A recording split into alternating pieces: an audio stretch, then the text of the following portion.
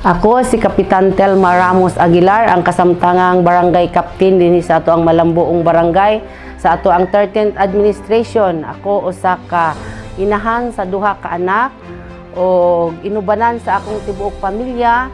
Ako magahangyo kaninyong tanan. Naunta karong umaabot eleksyon, ako magahangyo magatuktok sa inyong mga malumong kasing-kasing.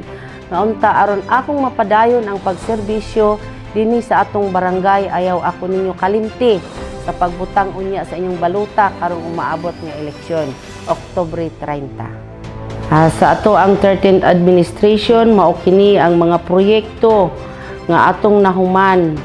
So unang-una mao ang pagpalit sa rescue vehicle, ang ato ang building sa market nga gikan sa Kalahi, o ang ato ang constructions of warehouse and solar dryer nga nagkantidad gid ni siya og 2.5 million. So mao ni siya ang mga dagko nga mga project nga miabot sa ato ang barangay, sa ato ang 13th administration.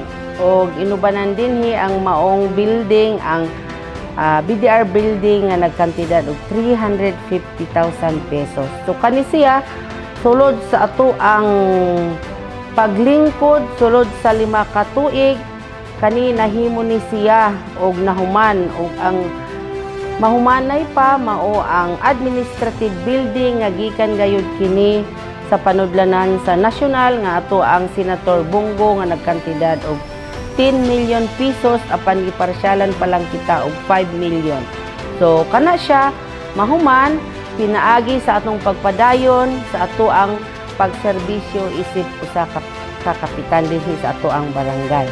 So daghan pa ang mga project nga ato ang nahimo, apan dili na lang nato ni tagsa-tagsaon tungod sa kadaghan, dili na nato ni siya ma-itemize. O sa laing bahin ang ato pang mga plano nga atong himuon, naa naman gayod ang ato ang road opening nga gikan sa Purok 1 to Kimalani padulong sa Purok 9 Santo Domingo nga nagkantidad og 5 million pesos nga gikan gayud kana siya sa panudlanan sa ato ang munisipyo. Kana siya pinaagi sa ato ang paghangyo, gihatag gayud sa atong halangdong mayor. So karon kamulo nga ginahimo ang mao nga dalan, ug ingon man napagyoy laing budget nga 1 million pesos para sa ato ang road rehab gihapon, para sa ato ang existing nga dalan. Busa kana siya mapadayon na pinaagi sa atong panaghiusa. Then sa laing bahin na atay plano o kung naipasa na kini sa ato sa munisipyo nga para sa ato ang pamana budget na ay 20 million gihapon.